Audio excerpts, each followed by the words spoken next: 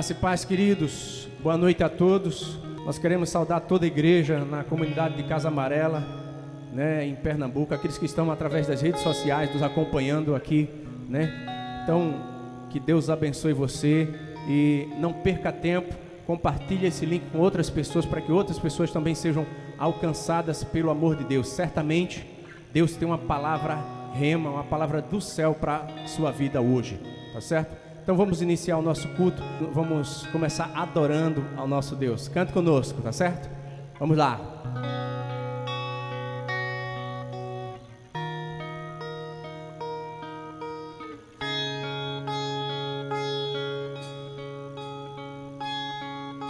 Os reinos se abalam, os povos se curvam, as bocas se abrem, as mãos se levantam para dizer que tu és o rei,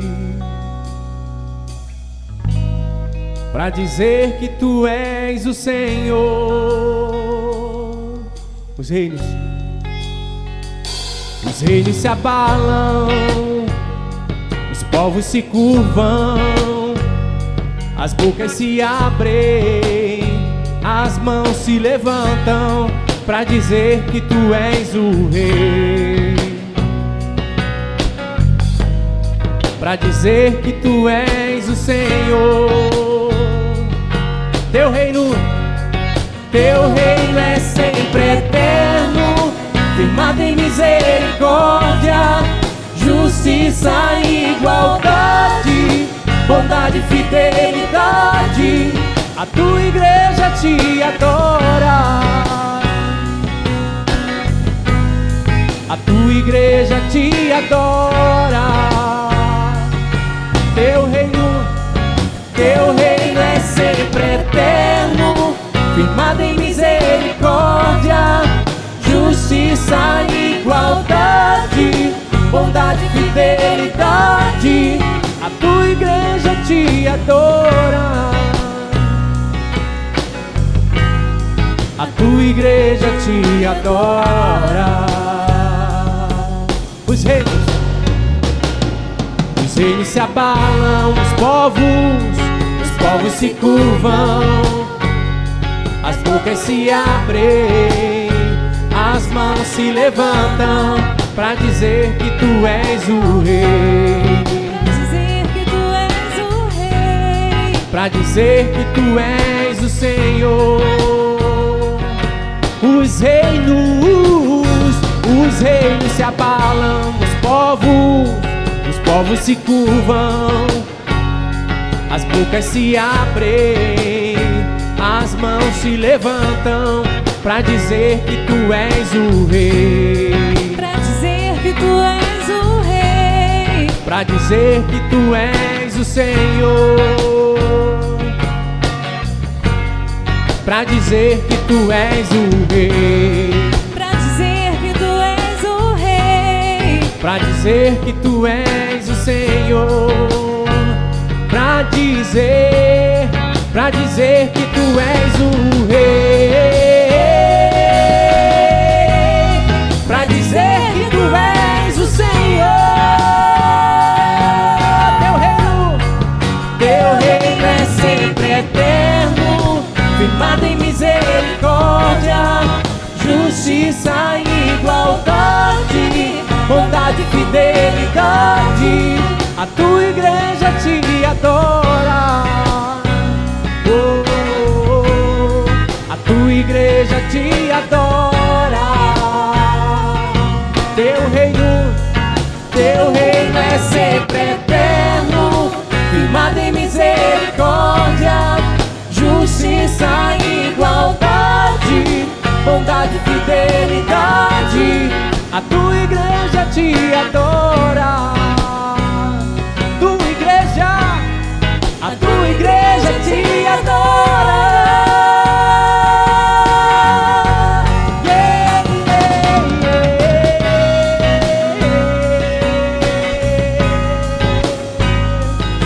Te adoramos, Senhor.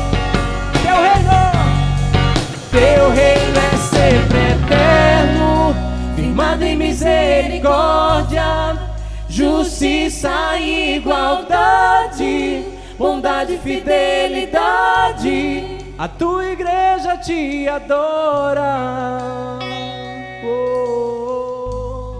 A tua igreja te adora. Mais uma vez, teu reino é sempre eterno, firmado em misericórdia, justiça e igualdade, bondade e fidelidade. A tua igreja te adora. A tua igreja te adora.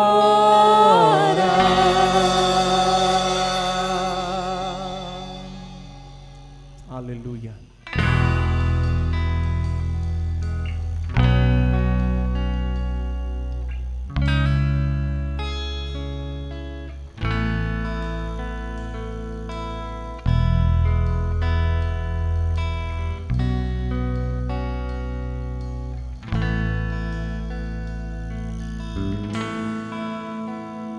Senhor, quero viver pra teu louvor, te entregar tudo que sou.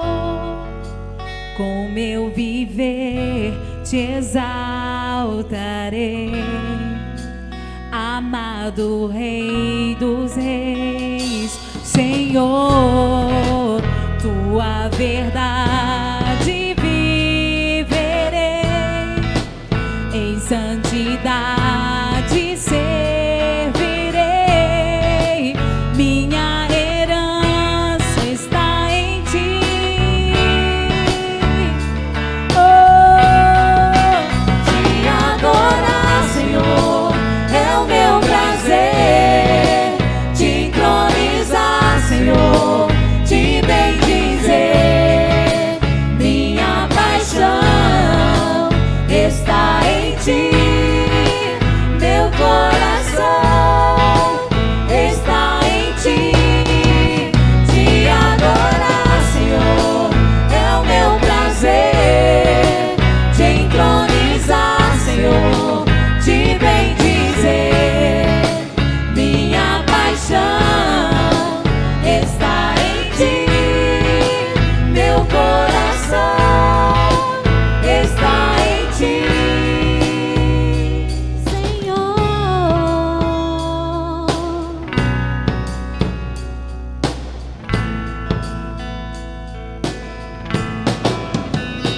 Senhor, quero viver pra teu louvor, te entregar tudo que sou.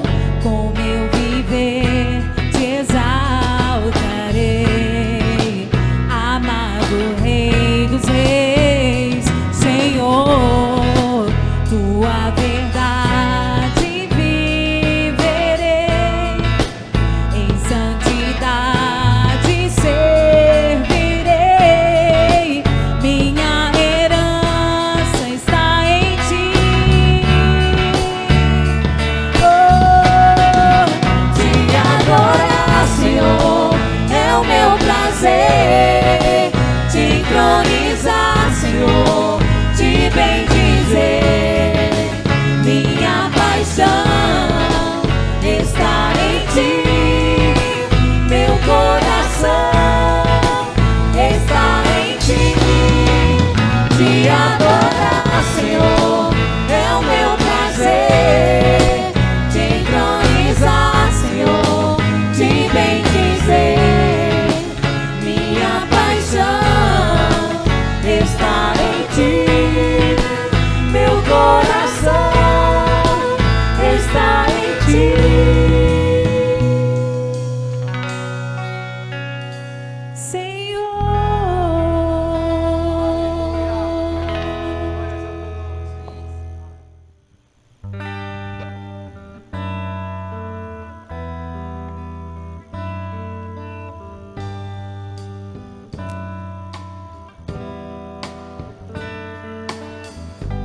Senhor, eis-me aqui, vem transformar meu ser no fluir da graça que encontrei em ti.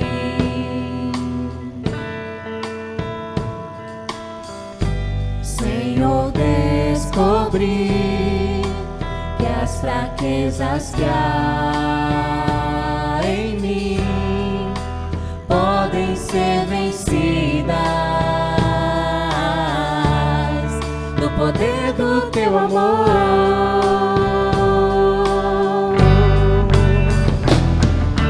Junto a ti, teu amor me envolve,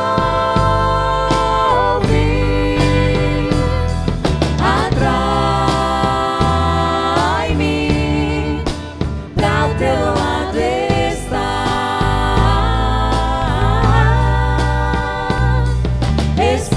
Espero em ti e subo como águia nas asas do Espírito. Contigo voarei no poder do teu amor.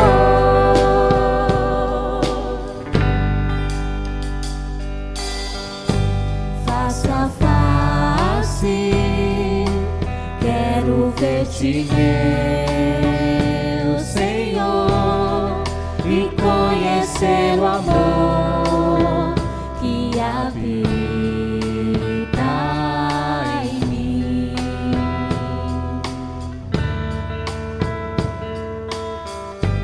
Vem renovar minha mente em teu querer, meus dias viverei no poder do teu amor.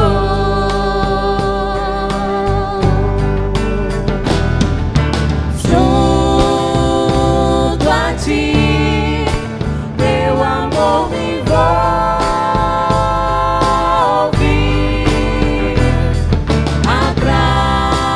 atrai-me pra o teu lado estar.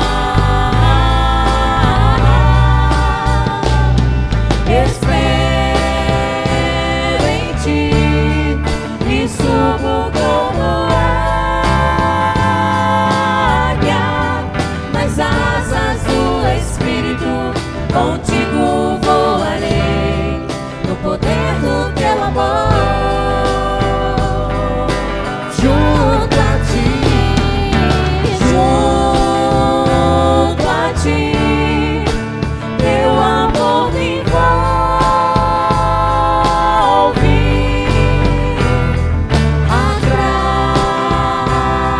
atrai-me pra o teu lado estar.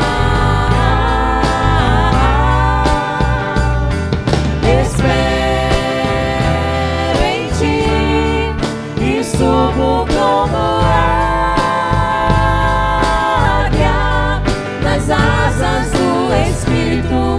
Contigo voarei no poder do teu amor. Nas asas do Espírito, Nas asas do Espírito, contigo voarei no poder do teu amor. mais uma vez, nas asas do Espírito, Nas asas do Espírito, contigo voarei no poder do teu amor. aleluia.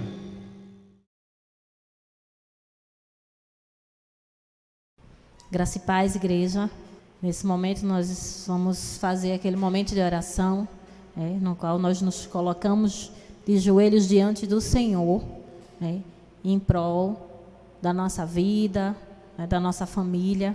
E hoje nós queremos colocar e queremos ter uma igreja, vamos estar orando por uma igreja que tenha a identidade de Cristo, o caráter de Cristo. Que Deus desperte em nós o seu caráter. Você em casa, né, possa estar da melhor forma, de joelho, de pé, né, mas que nesse momento esteja orando conosco, entre na presença do Senhor. Vamos orar? Senhor, nosso Deus e Pai, graças te damos, ó Deus, por estar aqui na tua presença, Pai. Queremos te agradecer pela nossa vida, queremos te agradecer pelo teu tão grande amor, ó Deus. Nesse momento, ó Deus, nos colocamos aqui diante de ti para clamar por uma igreja que tenha a tua identidade. Uma igreja que tenha o teu caráter, ó Deus. Deus, cria em nós, ó Deus, o desejo de amar o nosso próximo como tu nos ama.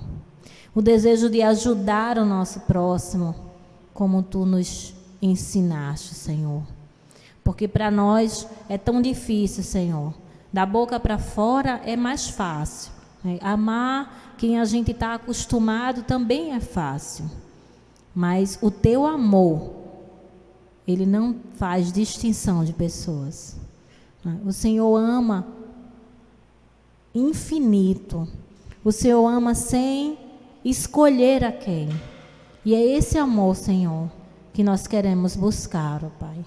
Cria em nós, ó Deus, esse teu caráter de perdoar como o Senhor perdoa.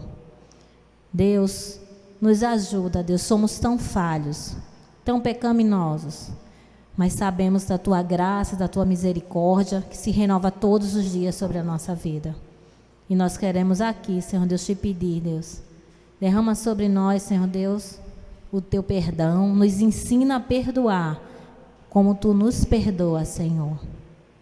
Nos ensina a amar o nosso próximo, a ser solidário, a ter compaixão pelas pessoas, Senhor Deus, mesmo sem conhecer. Que nós possamos ser mais parecidos contigo todos os dias, Senhor Deus. Vem, Deus, transformar a nossa vida, para que nós possamos, cada dia, melhorar um pouquinho. Cada dia, ser mais parecido contigo, Senhor. Então, Deus, dá-nos uma igreja com o teu caráter. Em nome de Jesus. Amém. Ó Deus, ainda em tua presença, Senhor, nós queremos te agradecer por tua presença hoje aqui, ó Deus, ministrando sobre a nossa vida e nosso coração. Sabemos que tu és o maior interessado de estar fazendo mudanças, ó Deus, em nossa vida, em nosso coração. Por isso, Senhor, nós queremos te agradecer. Deus, nesse momento, nós queremos reforçar, eu quero reforçar a oração da nossa irmã Avani, no pedido de que o teu caráter, Senhor, né, as qualidades, as características do teu caráter esteja em cada um de nós, esteja em tua igreja, ó Deus. Que nós estejamos cada dia, Senhor, nos esforçando para buscar adquirir essas características, o amor, a misericórdia, a compaixão, ó Deus. Que o Senhor esteja despertando em nós o desejo, Deus, de a cada dia te conhecer mais. Como nós poderemos adorar ou, na verdade, te adorar como és devido, como se não te conhecemos, Senhor. Só quando nós te conhecemos, saberemos como te adorar corretamente. Por isso, acende, Senhor, desperta em nós o desejo de te buscar na tua palavra, seja procurando um lugar, ter um tempo a sós contigo, ó Deus, onde possamos te encontrar e ouvir a tua voz, né? Que a sensibilidade, o discernimento de ouvir verdadeiramente a tua voz, Senhor, seja uma busca constante de cada um de nós, que julgamos ser teus discípulos, Senhor. Mas o teu discípulo, diz a tua palavra, é aquele que te ama, é aquele que te obedece, Senhor. Por isso, que a cada dia nós sejamos encontrados obedecendo os teus mandamentos, não negociando com o mundo os valores cristãos, os valores que tu colocaste em cada um de nós, não, mas vivendo, né? Encarnando a tua palavra como tu mesmo fizeste, porque nós queremos ser como tu, Senhor. Nos ajuda, Senhor, porque quando vier a tentação, nós responderemos como tu respondeste, dizendo: está escrito. está escrito. Nós precisamos conhecer mais de Ti, a Tua palavra, para não passar disso. Sempre ter como defesa a Tua palavra, Senhor. Por isso nos ajuda, nos dá sede e fome de Ti, Senhor. Que a Tua igreja, que está plantada aqui em Casa Amarela, seja uma igreja sedenta cada dia de fome e de sede da Tua palavra. Aleluia. É o que nós pedimos, oramos e agradecemos em nome de Jesus. Amém. Amém. E amém. Obrigado, querido.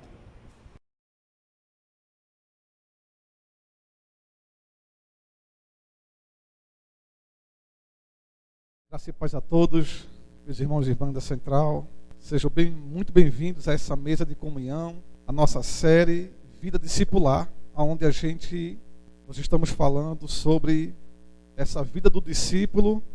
Vamos falar também futuramente, sobre o que é caminhar com Jesus, o que é ser discípulo, a identidade de um discípulo, as características do discípulo. Mas antes de a gente falar sobre a vida do discípulo, nós precisamos conhecer o nosso mestre. E nós estamos nessa série Quem é Jesus? Sobre a vida discipular. Hoje eu quero pensar com você, e nós teremos hoje também a nossa ceia. Após a nossa reflexão, a gente vai ter a celebração da ceia do Senhor. Convido você a abrir seu livro de Mateus, o Evangelho segundo Mateus, capítulo 8, um texto bastante conhecido, onde Jesus acalma a tempestade. Eu convido você a ler Mateus capítulo 8, do verso 23 ao verso 27. Mateus capítulo 8, do verso 23 ao verso 27. Então vejam bem, o texto nos informa que, entrando ele no barco, seus discípulos o seguiram. De repente, uma violenta tempestade abateu-se sobre o mar, de forma que as ondas inundavam o barco. Jesus, porém, dormia. Os discípulos foram acordá-los, clamando: Senhor, salva-nos, vamos morrer. Ele perguntou: por que vocês estão com tanto medo, homens de pequena fé? Então ele se levantou e repreendeu os ventos e o mar, e fez-se completa bonança. Os homens ficaram perplexos e perguntaram: quem é este que até os ventos e o mar lhe obedecem? Mais uma vez a pergunta: quem é este que até os ventos e o mar lhe obedecem? Vamos orar? Paizinho, a gente está muito feliz por mais uma oportunidade de a gente ministrar a Tua palavra, por mais uma oportunidade de a gente servir, por mais uma oportunidade, Deus, de a gente aprender mais sobre Cristo, aprender mais sobre ser discípulo.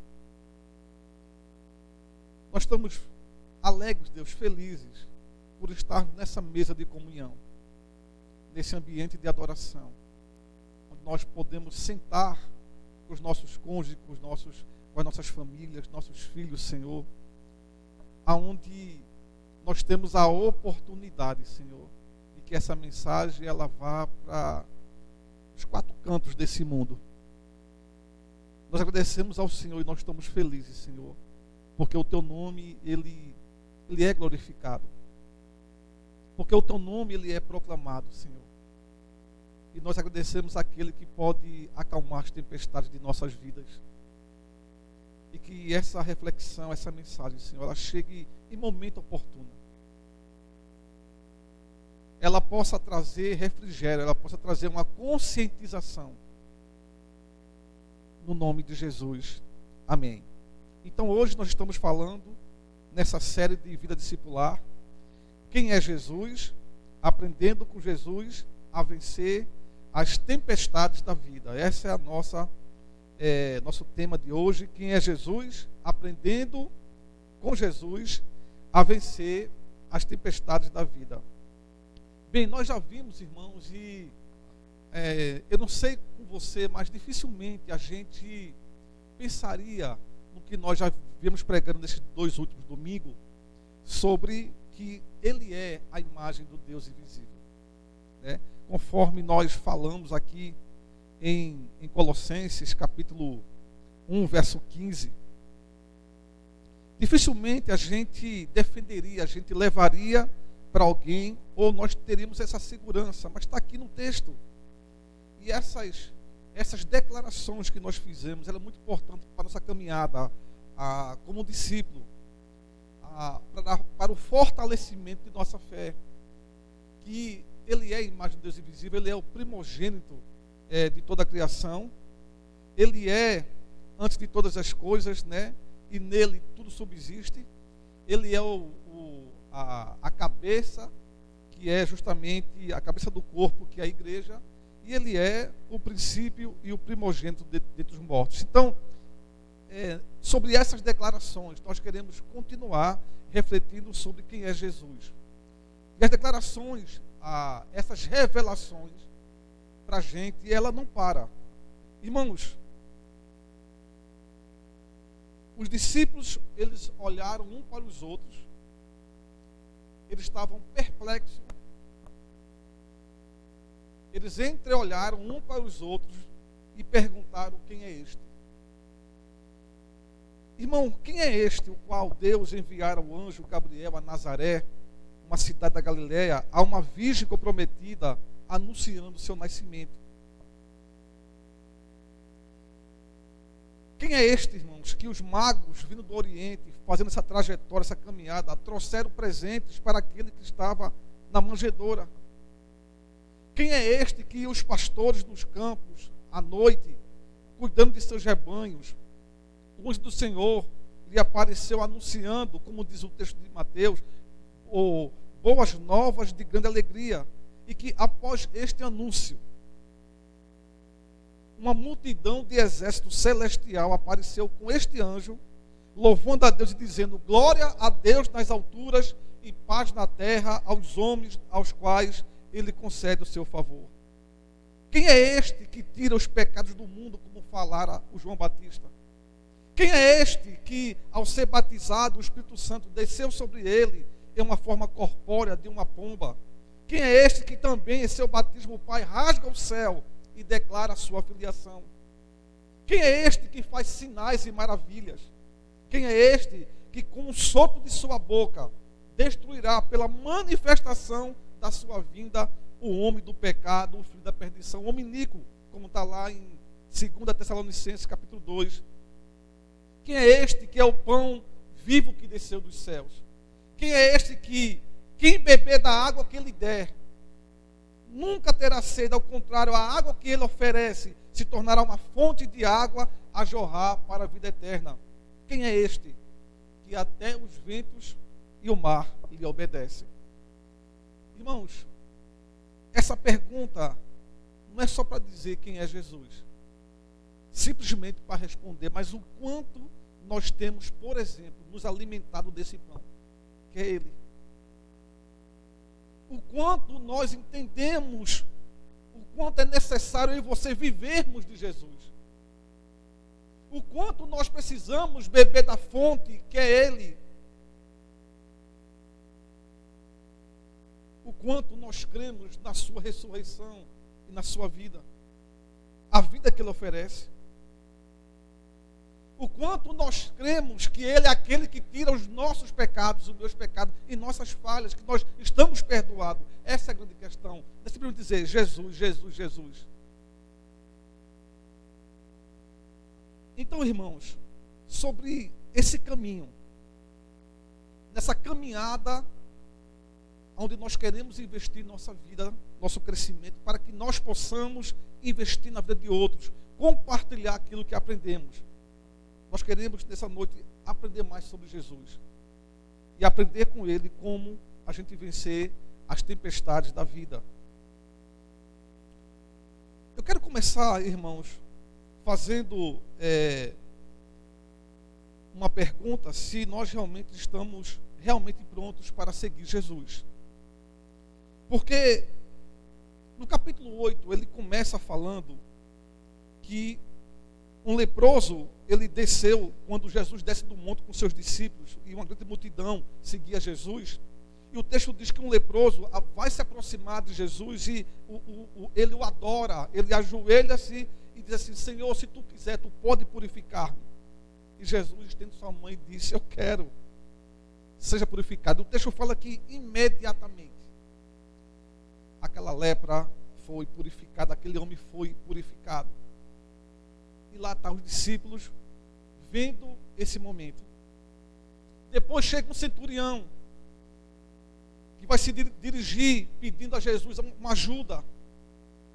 E ele vai dizer que seu servo está em casa, paralítico, em terrível sofrimento. E Jesus vai dizer que ele vai lá curá-lo. Vamos comigo, eu vou com você. E aquele homem vai dizer: Senhor, eu não mereço receber debaixo do meu teto, mas diz apenas uma palavra e o meu servo ficará curado, porque eu estou, assim como recebo ordem. Ele cria que somente uma palavra de Jesus, aquele servo a que ele amava, porque esse centurião não sairia do seu lugar, não se preocuparia com seu servo, se ele não o amasse, se ele não quisesse ver o seu bem. Então ele vai a Jesus, ele diz: Jesus, não precisa você vir, não precisa você tocar nele, não precisa você vê-lo. Eu creio que apenas se você disser uma palavra, o meu servo ficará curado. Jesus se admira e diz que em toda Israel ele nunca viu uma fé como essa. Irmãos, acontece com a sogra de Pedro, aonde ela está com febre, e Jesus toma pela mão e a febre a deixou. E o texto fala que nessa mesma, ao anoitecer, foram trazidas várias pessoas endemoniadas, e ele expulsou os demônios, as pessoas que estavam enfermas, e Jesus curou a todos. Em todo esse momento, irmãos, os discípulos presenciaram. Aqui não houve nada. Mas quando Jesus chama os discípulos para ir para o outro lado, quando os discípulos seguem Jesus, Jesus entrar no barco, Mateus fala que entrando ele no barco, seus discípulos o seguiram. Quando ele entra no barco, de repente, acontece a tempestade. O quanto nós estamos dispostos a seguir Jesus.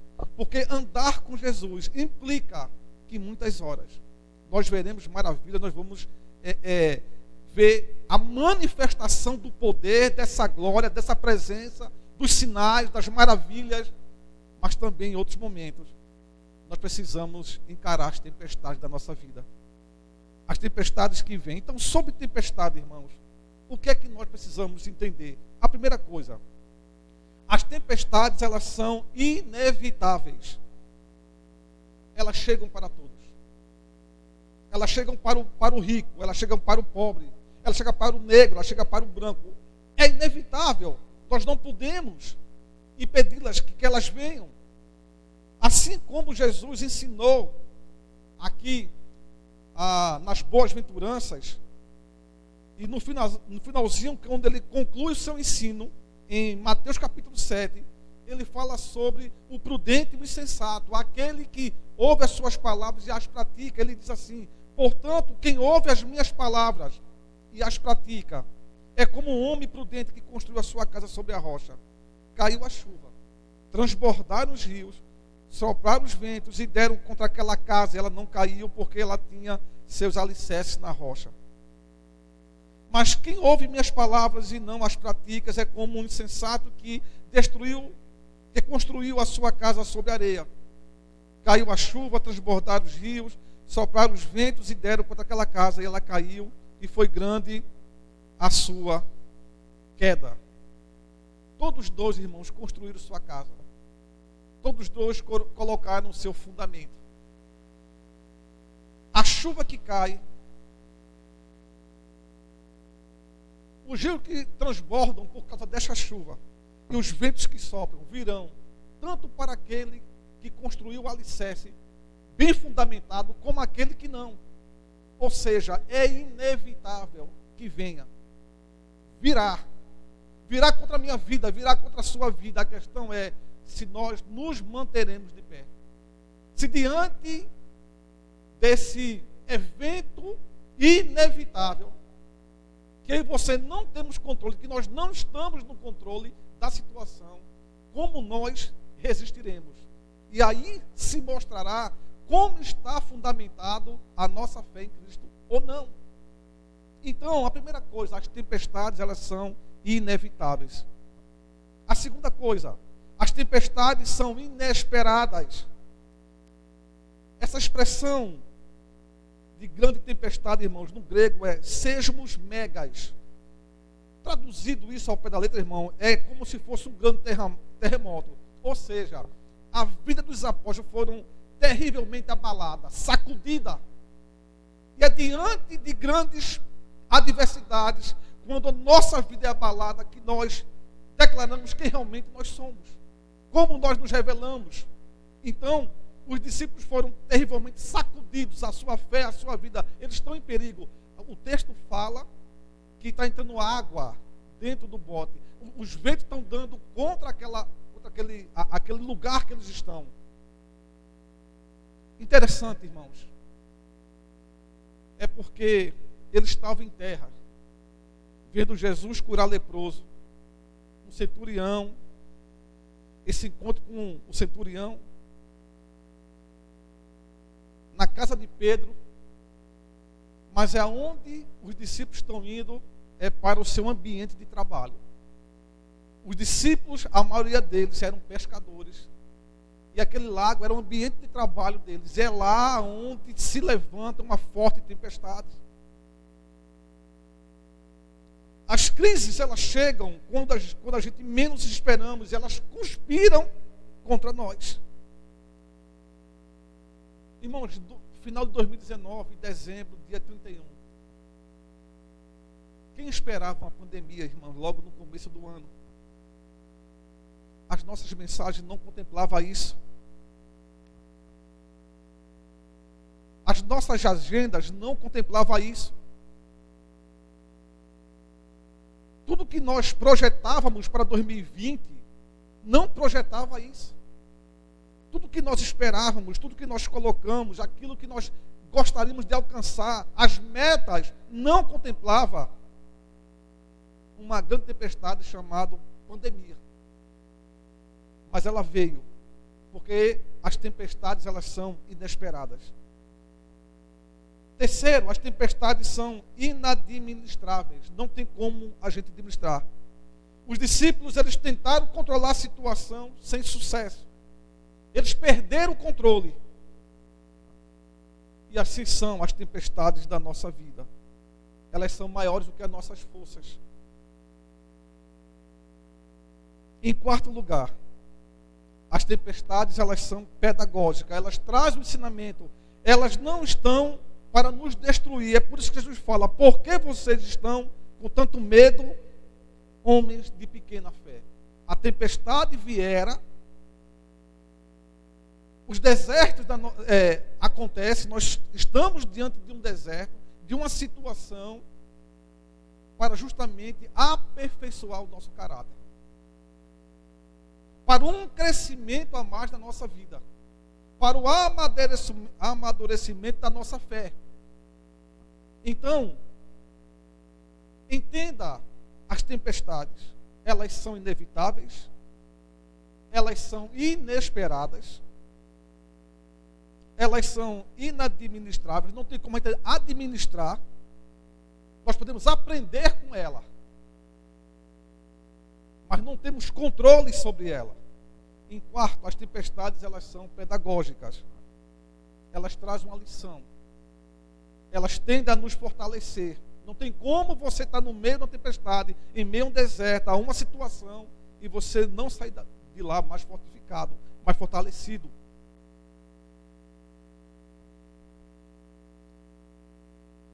Outra coisa do texto, irmãos, que nos chama a atenção: como é possível alguém dormir num momento como esse? O texto fala, no verso 26, a parte A, que Jesus, porém, dormia, enquanto os discípulos estão profundamente abalados, estão profundamente agitados, estão desesperados, tentando conter aquela situação, é quando eles recorrem a Jesus. Jesus está dormindo.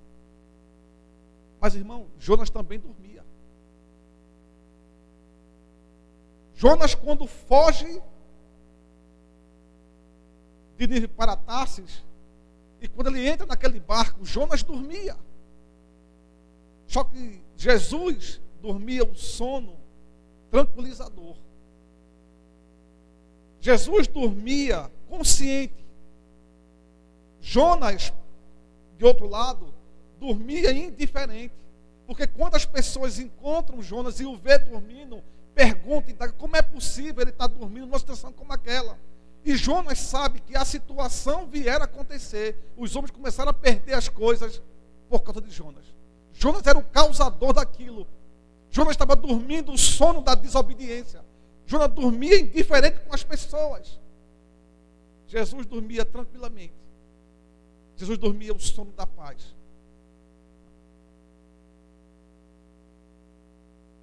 Por exemplo, irmãos,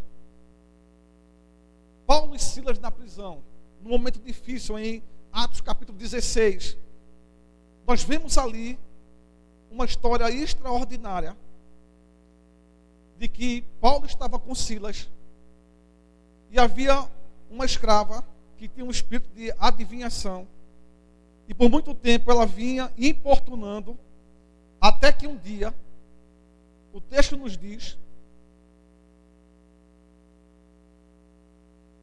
que ela ganhava muito dinheiro para os seus senhores, que era o dono dela. E essa moça seguia vários dias gritando: estes homens são servos do Deus Altíssimo. Eles anunciavam o caminho da salvação. Até que um dia, Paulo, indignado, voltou-se e disse àquele espírito: em nome de Jesus Cristo, eu lhe ordeno que saia dela. E no mesmo instante o espírito deixou. Irmão, essa atitude, como aqueles homens começaram a ver que eles perderam a sua fonte de lucro, Paulo e Silas foram presos. E o texto fala justamente que, por volta da meia-noite, Paulo e Silas estavam orando e cantando hinos a Deus. Irmãos, cantar hino a Deus em uma prisão, nos presídios, há muita gente fazendo isso. Há muita gente que canta. Agora, o que é que diferencia Paulo e Silas dessas pessoas? Há pessoas que não só cantam, eles podem cantar e dançar. Mas, irmãos, o texto fala que de repente, enquanto Paulo e Silas cantavam, os outros presos ouviam. Enquanto Paulo e Silas cantavam, veio um grande terremoto. E as portas da prisão foram abaladas. O texto diz que as correntes de todas as pessoas foram quebradas. Aqui, irmãos, foi uma situação que, a ponto de o próprio carcereiro tirar sua espada e querer se matar, e Paulo brada dizendo a ele que não fizesse isso contra a sua vida, porque todos estavam ali. E naquele momento o texto fala aqui, em Atos capítulo 16, que o carcereiro chama Paulo para fora e pergunta: o que farei eu para ser salvo? O que devo fazer para ser salvo? E Paulo vai dizer: creia no Senhor Jesus e serão salvos você e sua casa. Irmãos, o que é que muda no momento de dificuldade? Paulo está na prisão acorrentado. E Paulo consegue cantar, Paulo consegue adorar. Porque Paulo e Silas cantavam, e isso condizia com a sua fé para quem ele cantava. E mais, isso estava respaldado com as suas vidas transformadas por esse Deus, por Jesus. Alguém pode cantar e orar por qualquer coisa, mas a questão, a sua vida está em desacordo com aquilo que você canta. As pessoas ouviam Paulo e Silas. Mas é possível, irmãos, que há outras pessoas que não têm uma aliança com o Senhor. É mais alguém cantando. E amanhã essa pessoa está fazendo outras coisas de forma diferente, que não condiz com aqueles que andam com Jesus. Quando acontece o terremoto. Quem é que o carcereiro procura? Os presos não procuram Paulo e Silas. E perguntam a ele porque havia algo diferente em Paulo e Silas. Irmãos, outra experiência sobre tempestades. O texto fala que quando Paulo estava indo para Roma, Paulo estava preso. Atos capítulo 27.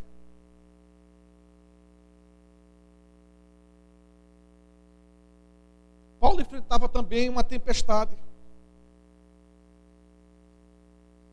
E o texto nos apresenta que as pessoas não ouviram Paulo.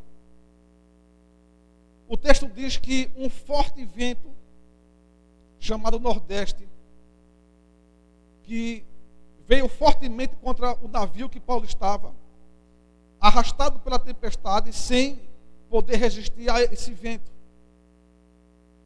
E o texto diz que, levantando, lançaram mão de todos os meios para reforçar o navio com cordas, e temendo que ele se encalhasse nos bancos de areia, lá em Sirte, eles baixaram as velas e deixaram o navio à deriva. No outro dia, irmãos, o texto vai dizer que, sendo violentamente castigados pela tempestade, eles começaram a lançar fora a carga. No terceiro dia, lançaram fora com as próprias mãos a armação do navio. Não apareceram nem sol, nem estrelas, por muitos dias, e continuando a abater-se sobre nós grandes tempestades, finalmente perdemos toda a esperança de salvamento. A situação era extremamente complicada, aonde Lucas relata que eles perderam a oportunidade de serem salvos. E Lucas continua dizendo que, visto que os homens tinham passado muito tempo sem comer, Paulo levantou-se diante deles e disse: os senhores deveriam ter aceitado o meu conselho de não partir para Creta. Às vezes, irmão, as pessoas não nos ouvirão. Às vezes as pessoas irão não nos dar ouvido, nos ignorar. Acharão que nós não temos ciência da situação. Mas isso só nos instiga, isso só nos leva a entender que no processo algo maior acontecerá. Então Paulo percebe que aquelas pessoas, por muito tempo, por causa dessa situação, de vários dias sem ver sol, sem ver estrelas, eles estavam sem esperança de serem salvos. A morte é eminente.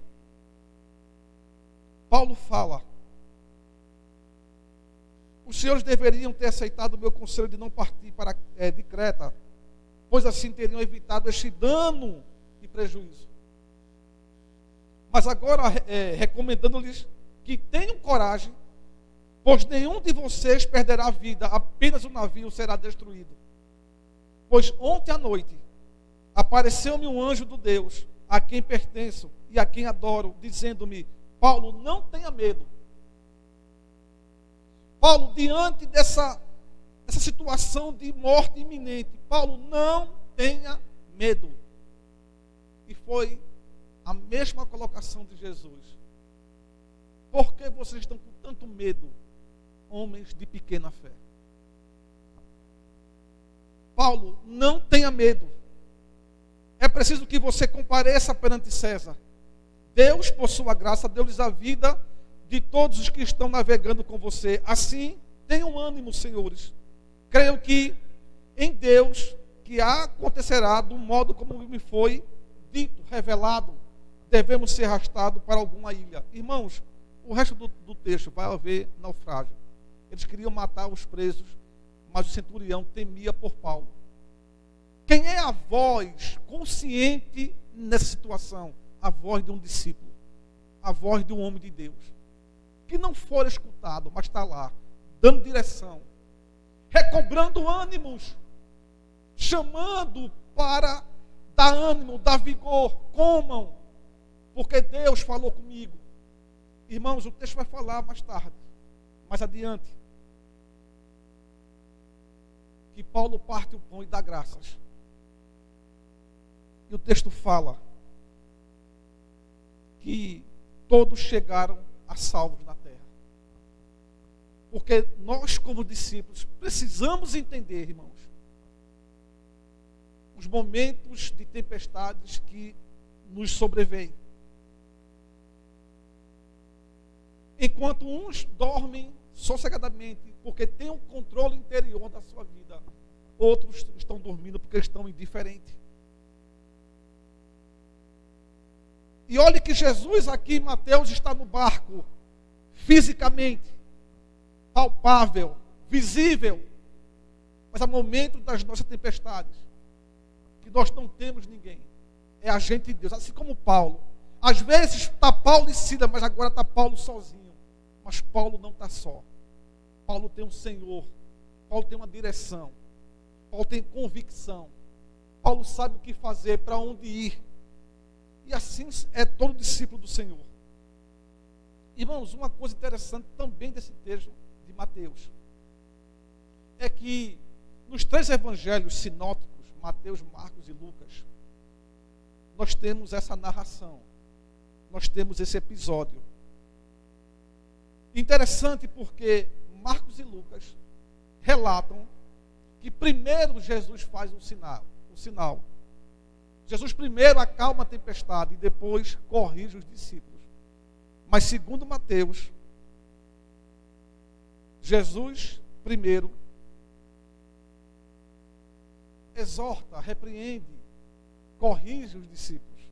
Por que vocês estão com tanto medo, homens de pequena fé? Então ele se levanta, ele repreende. O sinal, o milagre vem depois. Por que isso? Porque muitas vezes, irmãos, é necessário primeiro que Deus acalme as tempestades da nossa vida. Porque não venceremos as tempestades fora se nós estivermos atribulados, com medo, desesperados. Porque é isso que causa as aflições, os medos, os conflitos dentro de nós. Nós aqui já pregamos que medo e fé não podem ocupar o mesmo lugar. No seu coração, no meu coração, não pode ocupar medo e fé. Eles são totalmente distintos. Eles são totalmente antagônicos. O medo nos levará ao desespero. Se há medo, não há fé, não há confiança. Mas se há fé, há tranquilidade, nós podemos dormir. Nós podemos descansar. Nós podemos confiar de que aquela situação o Senhor fará alguma coisa. Isso me lembra, irmãos, num livro que eu li há muito tempo atrás. Eu quero me lembrar de parte deles. Quando eu vim refletindo sobre esse momento, me veio essa passagem de um capitão que foi colocado num submarino. E se você ler esse livro, talvez você se lembre, pelo menos dessa história. E aquele capitão, havia o superior dele, um major, um tenente, que estava dormindo e deixou aos seus cuidados. Era a primeira vez que ele pegava aquele submarino e ele precisava fazer algumas manobras, senão poderia haver algumas colisões. E no momento em que ele direcionava aquele submarino, o submarino foi de um lado para o outro sendo jogado. Naquele momento, o capitão, o seu superior, ele desce a cabine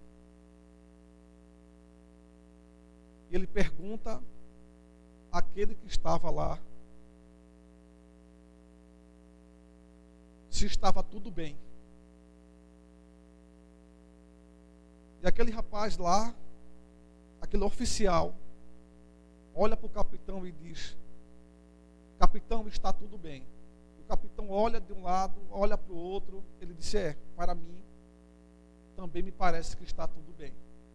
Se no interior não tiver sob controle, se dentro de mim e de você, essas tempestades não forem acalmadas, se elas não forem dirigidas dentro de nós, as tempestades lá fora não tem como a gente administrar.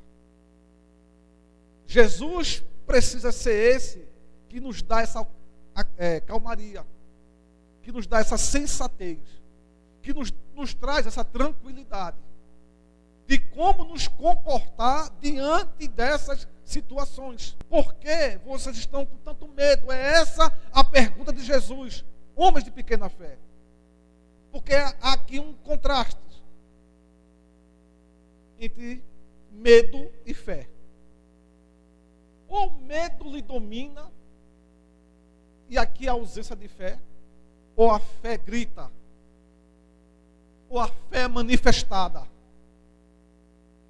E aí, o controle da sua vida e de quem está com você, para que você oriente sua liderança, os seus liderados, ou do contrário, irmãos, todos nós iremos perecer, ficar amedrontados.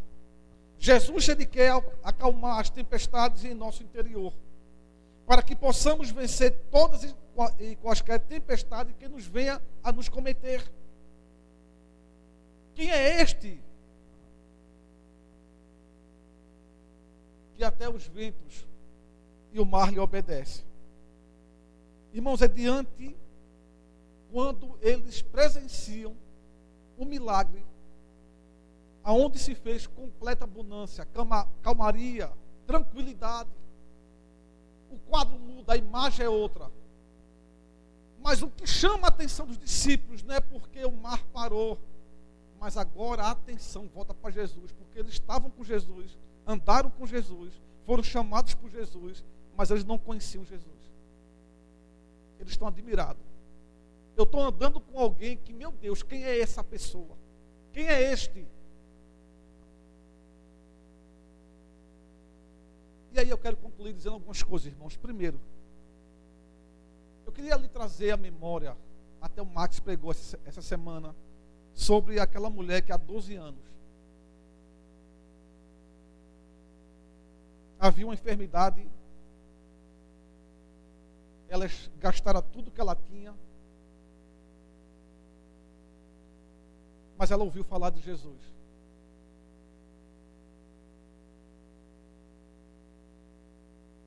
E ela disse que se tão somente eu tocar nele. E aquela mulher, ela rompe primeiramente a sua fragilidade, a sua enfermidade. Porque aquela mulher é uma mulher imunda. Aquela mulher é uma mulher impura. Ela poderia ser rejeitada quem a conhecesse e soubesse da situação dela. Irmãos, às vezes você será a única esperança para algumas pessoas. Tudo que aquela mulher tinha agora era Jesus e mais ninguém. Imagine alguém que tenha dinheiro, ou tem alguma renda, alguma propriedade e gasta tudo. E ela teve um bom médico, um excelente médico, um médico de renome nacional. Mas talvez essa mulher não creia em religião, não creia. Quem essa mulher mais vai recorrer? Às vezes, irmãos, você será a única resposta. Você será o abraço que aquela pessoa precisa. Você será aquele sorriso que ela ou ele precisa. Você será aquela paz que vai transmitir, porque você é a última esperança de alguém. Aquela mulher ela rompe com a sua fragilidade. Ela tem uma meta. Ela tem uma busca. Ela tem uma certeza, ela tem uma convicção do coração. Ela ouviu alguma coisa sobre Jesus. Ela disse, eu tenho que me agarrar com isso aqui, porque é o que me resta. Não há médico. O que eu tinha que fazer, dinheiro, eu investi. E há 12 anos eu estou nessa situação. E ela vai, e ela encontra a segunda barreira, a multidão. Lucas fala que a multidão apertava Jesus. A multidão comprimia Jesus. Mas quando aquela mulher toca, Jesus para e pergunta: quem me tocou? E a resposta, irmão, é óbvia. Senhor, todos te apertam, todos te comprimem, todos tocam, todos esbarram em ti. Como o Senhor pergunta quem te tocou?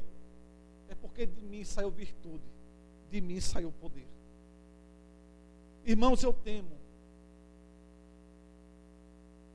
que nós estamos como uma multidão. Eu temo, não estou afirmando, eu temo que nós estamos com essa fé, dizendo que temos essa fé em Jesus, dizendo que nós temos Jesus, mas estamos como uma multidão, batendo nele e não recebendo as virtudes que ele tem. Mas alguém de fora, que não está na multidão, que não está tocando nele, veio com fé, veio com uma convicção, e apenas ela conseguiu tirar da fonte algo que ela necessitava. Que eu e você, como discípulos, não nos encontremos assim. Que nós possamos tocar em Jesus, mas para que nós possamos receber dele e continuar recebendo, não para apenas o benefício da gente, porque nós temos necessidades físicas e espirituais, mas para que nós possamos compartilhar virtudes. Irmãos, a vida vai nos espremer, a vida vai nos apertar. Multidão, irmão, como falou um pastor, não significa necessariamente uma quantidade grande de pessoas. Um cônjuge pode ser uma multidão. Aquele homem, aquela mulher pode dar um trabalho tremendo ao outro. Um filho pode ser uma multidão. 3 pessoas pode ser uma multidão. Então, a vida quer nos esmagar. Por exemplo, Pedro, Satanás te pediu para peneirar vocês. Eu roguei ao Pai. Então, a vida, o diabo, até a vida, quer nos peneirar, quer nos moer, quer nos tragar. Isso é inevitável. Ser experimentado, ser moído, assim como a uva tem que ser pisada. Se o grão de trigo não morrer, ele não serve. Então, muitas vezes, nós seremos espremidos. E nós precisamos entender que, assim como Jesus, em meio à multidão, pessoas precisam tocar em nós. Se nós estamos recebendo da videira e nós estamos conectados com a videira, tem que vir frutos, tem que vir virtudes. O fruto é amor, que se manifesta em quê? Alegria, bondade, benignidade, mansidão, paciência, domínio próprio. O fruto é amor, que se manifesta dessa forma. As pessoas vão precisar da nossa paciência, porque nós recebemos esse fruto. Isso é natural e tem que ser assim. Então não seja como a multidão, irmãos. Isso também serve para mim. Que não sejamos como a multidão que está com Jesus, perto de Jesus, mas não está recebendo dele virtudes. Nós só esbarramos em Jesus, nós apenas tocamos nele. Mas talvez o interesse é muito egoísta. A gente ainda não entendeu. O evangelho não fez a mudança. A multidão, dia após dia, ela tem suas necessidades pessoais e sempre continuou sendo daquela forma. Chega um momento que João descreve no capítulo 6, de João capítulo 6, que até os discípulos foram embora porque não suportaram a mensagem de Jesus. Jesus olha para os seus 12, os seus mais íntimos, e pergunta: vocês também não querem ir? E Pedro diz: para onde iremos nós, se tu tens a palavra de vida eterna? Porque temos que saber o que é que nós queremos. Para onde estamos indo? E quem é esse que nós estamos seguindo, irmãos? Então a vida nos aperta. E tem que ser assim, isso é a vida. Ela vai nos apertar. Pessoas virão com dificuldades. e precisarão tocar em nós. E elas precisam, irmãos, porque elas estão necessitadas. Elas estão aflitas como ovelhas sem pastor. Elas estão sem direção, elas não sabem para onde ir. Isso é a vida. A vida não é só bênção, não é só vitórias. Ela tem esse lado. Enquanto tem gente com muita coisa, uma minoria, há muita gente passando fome. Há muita gente sem comida. Há gente ansiosa, depressiva. Há mulheres apanhando. Há gente sendo discriminado. Isso tem toda hora, todo minuto. Há pessoas se suicidando. Há pessoas que precisam, irmãos, dessas virtudes. Então, a outra coisa, irmãos, é quando Jesus diz, porque em Mateus capítulo 8 diz que entrando ele no barco, seus discípulos o seguiram. Mas Marcos e Lucas diz que Jesus chamam os discípulos para ir para o outro lado. Vamos para o outro lado. Irmãos, para chegarmos ao outro lado é necessário passar pela tempestade. E eu não sei o que o outro lado representa na sua vida, mas eu quero dizer para você nessa noite, se Jesus falou para você, você vai chegar no outro lado.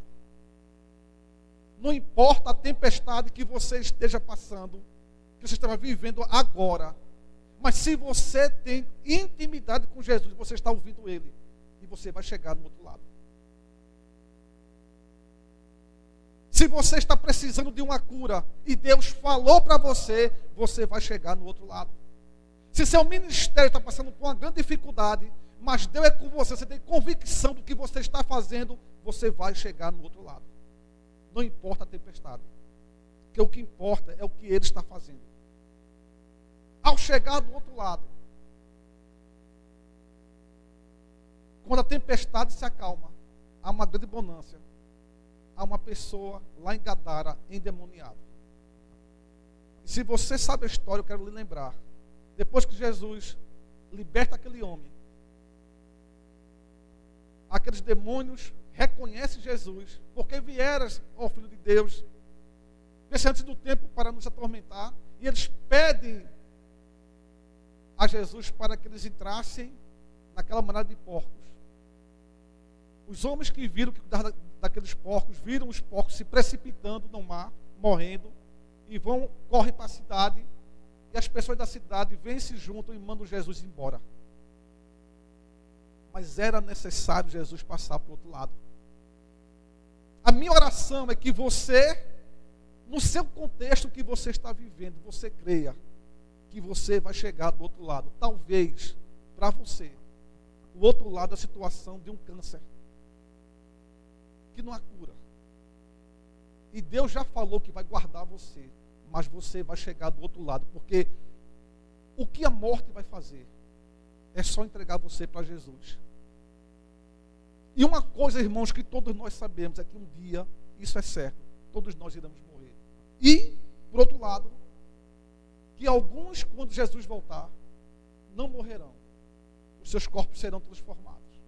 Mas uma convicção que nós temos é que nesse mundo nós teremos aflições. Mas nos disse, tende bom ânimo.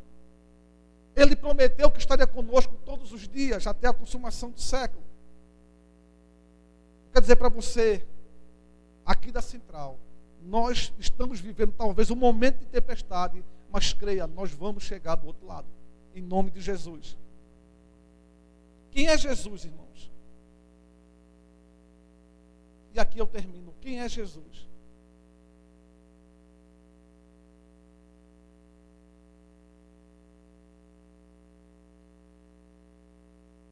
Segundo aqui Mateus, capítulo 8.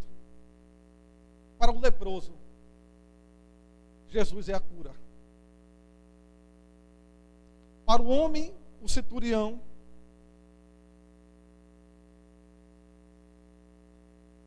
Jesus é aquele que não precisa encontrar-se com ninguém. Apenas a palavra de Jesus é poderosa para curar qualquer pessoa em qualquer lugar. Para a sogra de Pedro, Jesus é aquele que apenas tocou com a sua mão e a febre foi embora. Para as pessoas que ali à noite na casa de Pedro, que vieram com espíritos imundos e todo tipo de doença, Jesus também ele é a cura. Nós começamos, irmãos, perguntando: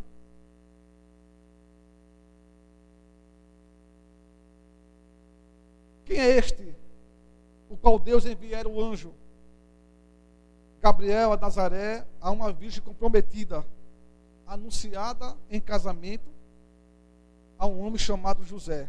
O texto responde dizendo: este é Jesus. Ele será grande e será chamado Filho do Altíssimo. O Senhor Deus lhe dará o trono do seu pai Davi, e ele reinará para sempre sobre o povo de Jacó. Seu reino jamais terá fim. Quem é este que os pastores nos campos, à noite, cuidando de seus rebanhos, o anjo do Senhor lhe apareceu anunciando boas novas de grande alegria? E que após este anúncio, uma multidão do exército celestial, uma multidão, uma miríade de anjos, apareceu com esse anjo do Senhor, louvando a Deus, dizendo: glória a Deus nas alturas e paz na terra aos homens aos quais ele concede o seu favor. Quem é esse? O texto responde, em Lucas capítulo 2, o Salvador, que é o Cristo Senhor. Quem é esse que tira o pecado do mundo? João diz que ele é o Cordeiro de Deus.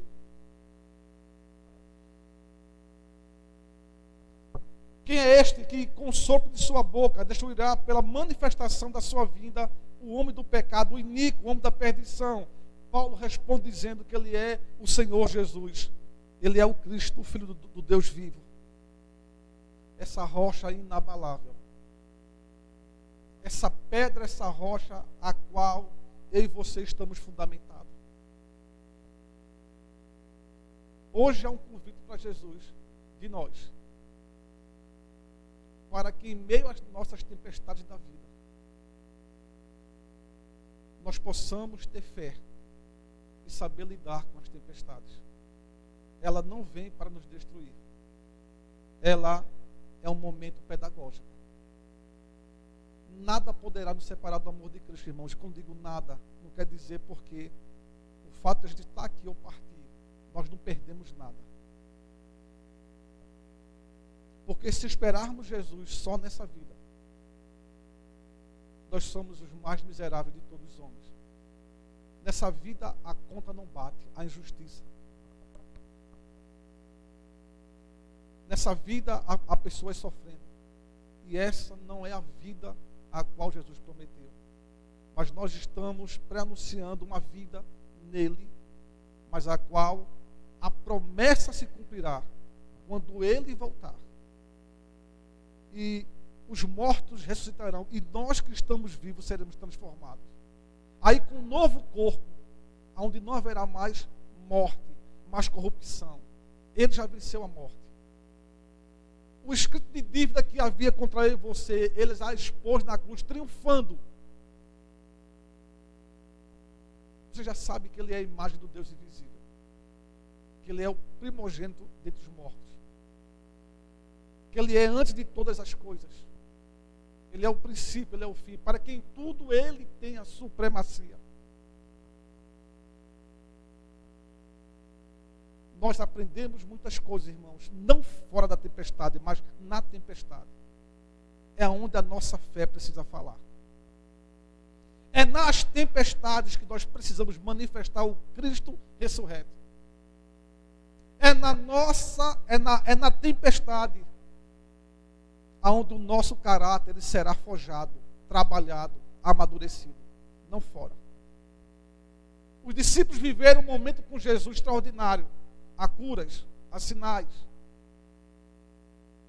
há posições de fé como esse homem centurião, até que Jesus vai para o outro lado. Quem é você nas tempestades? Eu não estou dizendo que a gente não tem que chorar, mas nós precisamos aprender. Eu não estou dizendo que as tempestades são fáceis, elas são extremamente difíceis. Porque os discípulos naquele momento era para estar com fé e não com medo. É isso que nós precisamos aprender. Que Deus nos ensine na tempestade, porque diante das tempestades da nossa vida, nós temos aquele que é maior do que as nossas tempestades. E é nele que nós estamos depositados. É nele que nós temos que confiar.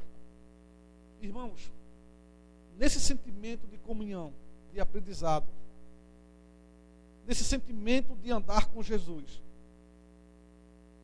nesse sentimento de nós sermos esses filhos e filhas, a imagem e semelhança de Jesus, de termos a mente de Cristo, de termos a sua identidade, desse sentimento de mesa, de comunhão, eu convido você a pegar seu pão, eu convido você a pegar seu suco, para que a gente faça isso em memória de Jesus, em uma só fé, em um só batismo, servindo ao único Senhor, aonde Paulo nos instrui dizendo: hoje eu recebi do Senhor o que também lhes entreguei, que o Senhor Jesus, na noite que foi traído, ele tomou o pão e, tendo dado graças, ele partiu e disse: isso é meu corpo que é dado em favor de vocês, façam isso em memória de mim. Porque Jesus, na noite que foi traído, ele tomou o pão e, tendo dado graças, ele partiu e disse: isto é meu corpo que é dado em favor de vocês. Eu convido você para essa mesa, a gente repensar tudo aquilo que aquele que é. Muita gente na sua vida passaram, hoje já não mais existe. Nós falamos domingo passado que ele é, ele sempre será. Nesse que é a vida, esse que tem supremacia sobre todas as coisas, para que em tudo ele tenha prioridade. Ele que é o primogênito dentre os mortos, ele é a própria ressurreição. Ele que é o pão vivo que desceu do céu. Aliás, ele é o verdadeiro pão vivo, porque como ele mesmo falaram, o pão vivo que desceu do céu não é Moisés que lhe dará, é o que desce do céu e dá vida, porque as minhas palavras são espírito e vida. É sobre esse, irmãos, que nós queremos nessa mesa de comunhão estarmos juntos. Então, em memória de Jesus, olhando para esse pão que representa seu corpo, no qual ele se entregou na cruz, onde seu corpo foi moído, foi traspassado pelas nossas transgressões, mas certamente ele levou sobre si as nossas dores. Nós os reputávamos como um aflito feito de Deus. E é sobre esse corpo, que simbolizado nesse pão, que nesse momento nós pensamos pelo grande amor pelo qual Cristo nos amou, a ponto de dar sua vida, de levar a nossa carga de pecado, para nos perdoar. E só assim, eu e você, pudéssemos ser reconciliados com Cristo. Em memória de Jesus, comamos do pão.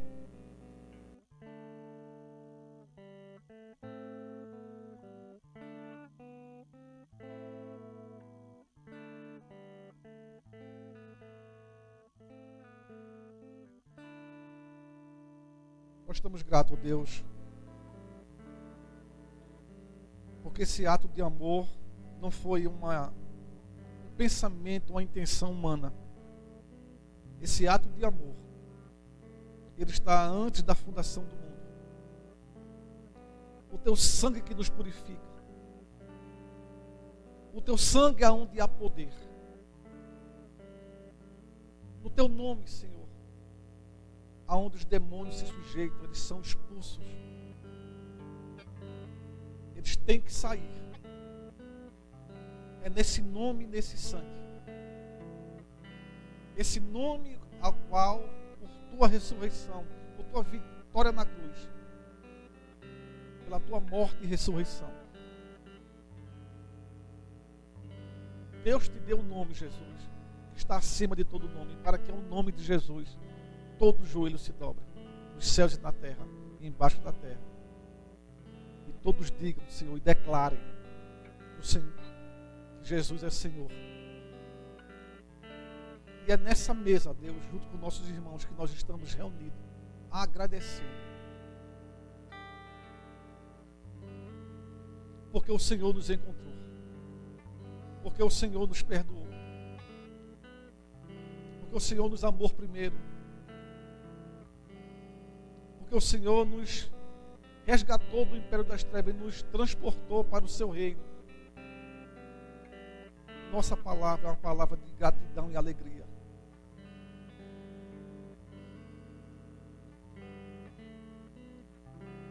Obrigado, Jesus.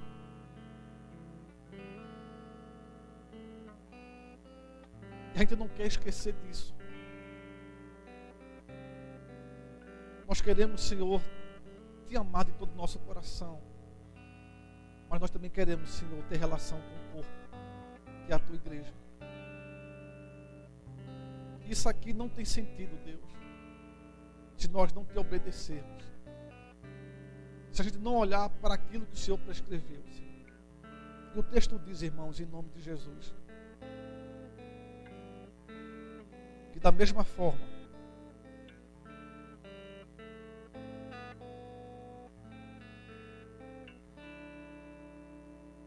ele pegou o cálice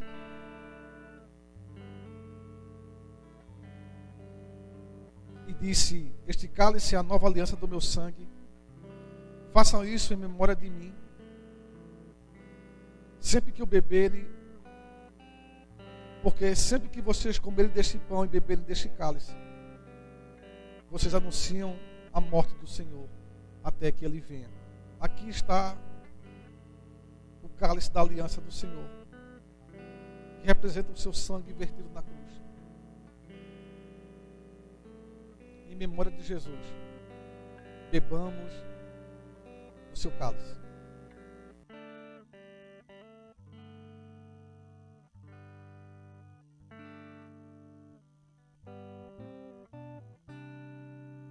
Oremos, irmãos. Não há outro Senhor como tu. Não há outro Senhor como o Senhor. Tu és o Alfa, Senhor. Tu és o Ômega. Tu és tudo, Senhor, que nós temos. Tu és, Senhor, o desejado das nações. Obrigado, Jesus, por tua presença nesse momento. Em cada momento de nossas vidas.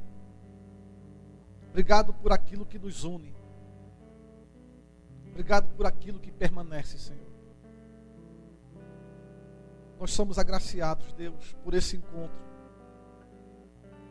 Cada vez mais, Senhor, une a tua igreja, Pai, nesse propósito único de sermos semelhantes a Ti, Senhor. De exalarmos o bom perfume de Cristo. De termos a identidade de Cristo.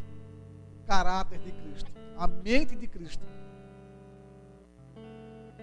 Oh Jesus, Tu estás vivo, Senhor. E nós podemos rir. Nós podemos nos alegrar. Nós podemos andar com a nossa cabeça erguida. Nós podemos olhar para o amanhã, embora em meio à tempestade da vida, desse momento que o mundo enfrenta, chamado pandemia. Aonde, Deus, há tanta morte, Senhor. Nós podemos olhar para o amanhã, confiantes, Deus, de que nada pode nos separar do Teu amor. Porque nós estamos em Ti, Jesus. Nós estamos conectados contigo. Nós estamos andando na luz como o Senhor na luz está. Porque a Tua presença, Senhor, é o que nós anelamos. De um dia Te ver, Senhor, face a face. E ver se cumprir, Senhor, que o Senhor enxugará dos nossos olhos toda lágrima. Poder Te tocar, Senhor. Poder abraçar nossos irmãos. Torna-nos, Deus, cada vez mais pessoas obedientes a Ti. muito mais do que pregar, Senhor, porque as pessoas precisam entender, elas precisam ser ensinadas, mas nós queremos viver aquilo que nós já sabemos, Senhor. Nós queremos, Senhor, ser verdadeiros imitadores de Cristo, Pai. Torna, Deus, não só a central, mas todos aqueles que te amam, que invocam o teu nome, a tua igreja, Senhor. Que sejamos, Senhor, respostas, Senhor. Respostas, Senhor, para outras pessoas, para que nós possamos manifestar Jesus, o Deus que é invisível. Na pessoa de Jesus, Senhor, ele seja manifesto, no nome de Jesus. Irmãos, eu quero nesse momento impetrar a bênção apostólica, agradecer a você estar aqui conosco nesse momento. Que a graça, levante suas mãos, aonde você está, com sua família. Que a graça do Senhor Jesus Cristo, o amor de Deus e a comunhão do Espírito Santo seja com você, no seu lar, aonde quer que você esteja. Que o Senhor te abençoe e te guarde. Que o Senhor faça resplandecer sobre ti o teu rosto. O Senhor sobre ti levante o seu rosto e te dê a paz. Em nome de Jesus. Amém e amém. Deus abençoe sua vida.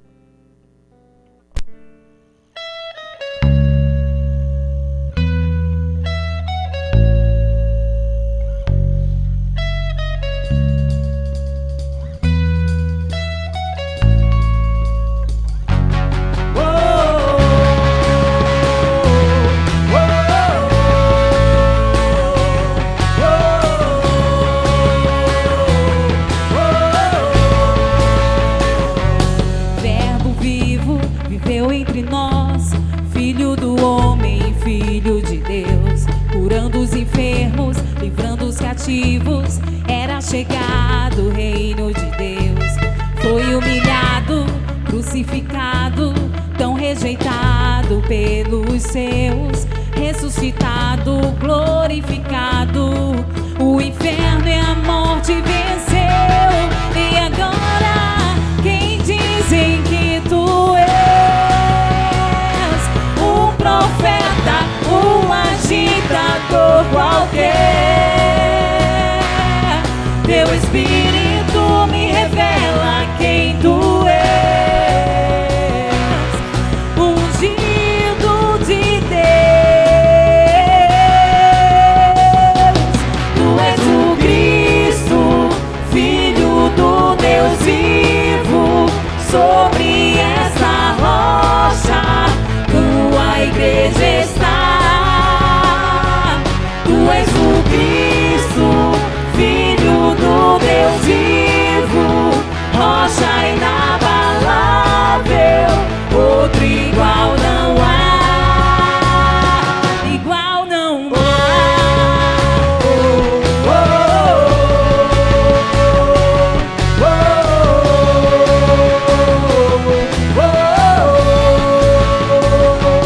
Verbo vivo, viveu entre nós, Filho do homem, Filho de Deus, curando os enfermos, livrando os cativos. Era chegado o reino de Deus.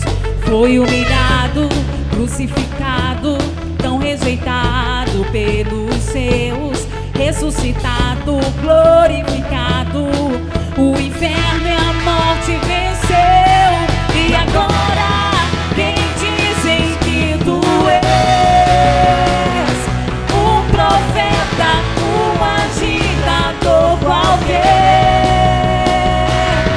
Teu Espírito me revela quem tu és, ungido de Deus. Tu és o Cristo, Filho do Deus vivo.